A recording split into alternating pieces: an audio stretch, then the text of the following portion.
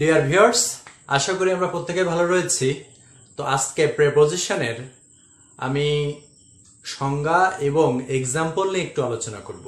আশা করি আপনাদের অনেকগুলোই ক্লিয়ার হয়ে যাবে। তো ভিউয়ার্স, আমরা চলে যাই সরাসরি ক্লাসে। তো দেখুন, সিম্পল প্রেপোজিশন কি? সিম্পল প্রেপোজিশন হচ্ছে যে প্রেপোজিশনকে ভাঙা যাবে না, যে প্রেপোজিশনকে ভাঙা যাবে না, বিচ্ছিন্ন করা যাবে না, খণ্ড করা যাবে না। দেখুন, এই যে অ্যাড বসেছে, অ্যাডকে কি ভাঙা যায়?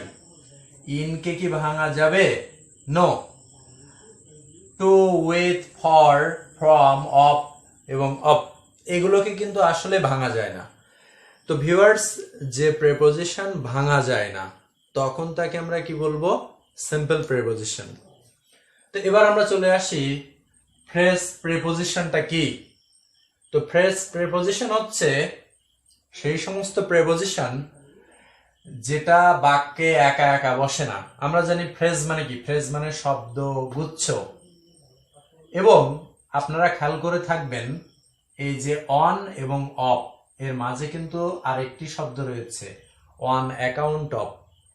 তো অন অ্যাকাউন্ট, অ্যাকাউন্ট মানে যদি আমরা হিসাব কিতাব এরকম বলি, তার মানে এটার অর্থ কিন্তু হিসাব কিতাব হওয়া উচিত ছিল, কিন্তু এই ধরনের কোনো মানে কিন্তু বোঝাবে না। যেমন দেখুন, by dint of, by dint of এটা যদি আমরা মানে করি তাহলে কিন্তু পূর্ণাঙ্গ মানে এই বাই মানে দ্বারা, অফ মানে র, এগুলো কিছুই বোঝাবে না। যেমন দেখুন, ইন ফ্রন্ট অফ, ইন মানে ভিতরে, অফ মানে র, এগুলো কিছুই বোঝাবে না। হ্যাঁ, ইন ফ্রন্ট অফ সামনে, in the midst of, on behalf of, in place of. তার মানে ফ্রেজ প্রেপোজিশন হচ্ছে সেই ধরনের প্রেপোজিশন যেগুলো আমার সেন্টেন্সে বসে কিন্তু তার অর্থ আরেকটি অর্থ প্রকাশ করে। ঠিক আছে, তখন তাকে আমরা বলবো ফ্রেজ প্রেপোজিশন। ফ্রেজ প্রেপোজিশনাল তো আমরা আগেই শিখেছি যে এই প্রিপোজিশন দিয়ে শুরু হয়, প্রেপোজিশন দিয়ে শেষ হয়, এগুলোকে আমরা ফ্রেজ প্রেপোজিশন বলে থাকি। এবার দেখুন পার্টিসিপল। তো ভিউয়ার্স, পার্টিসিপল আমরা জানি একটা হচ্ছে ভার্বের আইএনজি হয় আর একটা ভার্বের 3 নম্বর হয়, এগুলো কিন্তু আমরা জানি। তো এগুলো নিয়ে বিশাল আলোচনা আছে, আমরা সেগুলো পরে করব। আপাতত আমরা এইগুলো ভেবে নিই, এই দুটো থাকলে পার্টিসিপল হয়। ভার্বের এখানে আইএনজি হবে, আমি ভুল করেছি, আইএনজি। তো দেখুন, প্রেজেন্ট ও পাস্ট পার্টিসিপল যখন প্রেপোজিশন এর কাজ করে, যেমন provided, given, including, given, considering, এগুলো যখন বাক্যে বসে তখন তাকে এবং বাক্যে বসে কিন্তু প্রেপোজিশনের কাজ করবে, প্রেপোজিশনের কাজ করবে, তখন তাকে আমরা এই পার্টিসিপল প্রেপোজিশন বলবো। তো আমরা পরবর্তী ক্লাসে এর উদাহরণগুলো আমরা দেব, যে এগুলো কোথায় বসে, কিভাবে বসে, আপনারা এগুলো একটু মনে রাখবেন। কম্পাউন্ড প্রিপোজিশন কি? তো কম্পাউন্ড প্রিপোজিশন মনে রাখতে গেলে আমাদের দুটো জিনিস মনে রাখতে হবে। অন মানে এ, আর বাই মানে হচ্ছে বি অথবা বি বি, এটা মনে রাখতেই হবে। তো দেখুন, অন অ্যাক্রস, তো অন মানে কি বলেছিলাম? এ। এই দেখুন, অন না বসে কি বসেছে? এ বসেছে। তার মানে কত, মানে একাধিক একাধিক যদি আমরা প্রেপোজিশন যুক্ত করি, যেমন দেখুন একটি একটি একটি, এইগুলো যোগ করে মানে আরেকটি নতুন প্রেপোজিশন গঠন হয়েছে। দেখুন, একটা নতুন প্রেপোজিশন, এই যে বাই হাইন্ড, দেখুন এখানে একটি নতুন প্রেপোজিশন যোগ হয়েছে। তো সেই ক্ষেত্রে আমরা কিন্তু তখন তাকে কম্পাউন্ড বলবো। তো এখানে কি হয়েছে দেখুন, অন মানে এ, এই বাই মানে মনে করুন বি, আর আউট মানে আউট বসে গেছে। দেখুন, এ বি আউট, তাই না? Be behind, behind আমরা কিন্তু এখানে বলছি বিহাইন্ড। হ্যাঁ, বি বিহাইন্ড, এটা কিন্তু বিহাইন্ড, আমরা বলছি না কিন্তু বাই হাইন্ড, আমরা বলছি বিহাইন্ড। তার মানে বাই থেকে এসেছে বি। এবার দেখুন, বাই ফর, আমরা বলছি বিফোর, মানে এই বাইটা কিন্তু তখন বি হয়ে গেছে এখানে। এবার দেখুন অন মানে এ, বাই মানে বি, আর আপ মানে ওভার। হ্যাঁ, তার মানে অন বাই আপ এই তিনটা মিলে একটা নতুন প্রিপোজিশন হয়েছে, তখন তাকে আমরা কি বলবো? Compound preposition. এবার দেখুন বাই লো, তো আমরা তো বাই লো বলতে পারি না, আমরা বলবো বিলো। বাইটাকে দিয়ে কি হয়েছে? বি হয়েছে। তো এবার বাই সাইড, তো আমরা বাই বলবো না, আমরা এখানে বলবো বি। এখানে বাই মানে বি হয়েছে, দেখুন এখানে বি সাইড হয়েছে। তো অনুরূপ ভাবে আর যেগুলো আছে, যেমন এখানে দেখুন বাই টুইন, ওখানে কিন্তু বিটুইন হয়েছে। তো এগুলো আমরা একটু দেখলাম। তাহলে কম্পাউন্ড হচ্ছে অনেকগুলো প্রিপোজিশন এক হয়ে, এবং এখানে একটা সিস্টেম আছে, অন এ হবে আর বাই মানে বি অথবা বি হবে, এটা কিন্তু মনে রাখতে হবে।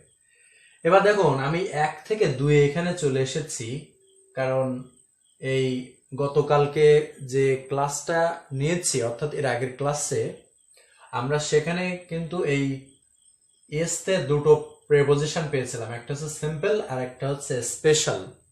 তো এখন আমি স্পেশাল প্রিপোজিশন নিয়ে বলছি।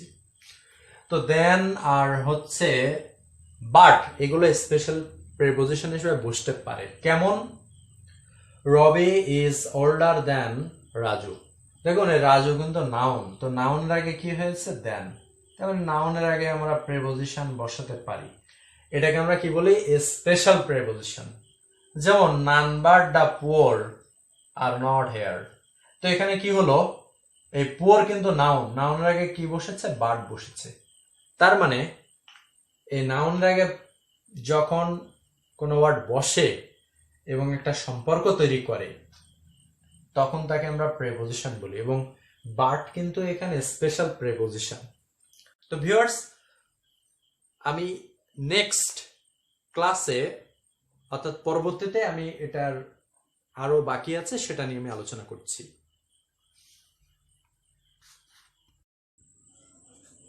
তো এবার আমরা ডাবল প্রিপোজিশন নিয়ে কথা বলি। দেখুন ডাবল প্রিপোজিশন হচ্ছে ডাবল, অর্থাৎ দুটো প্রিপোজিশন নিয়ে একটি প্রিপোজিশন হয়েছে।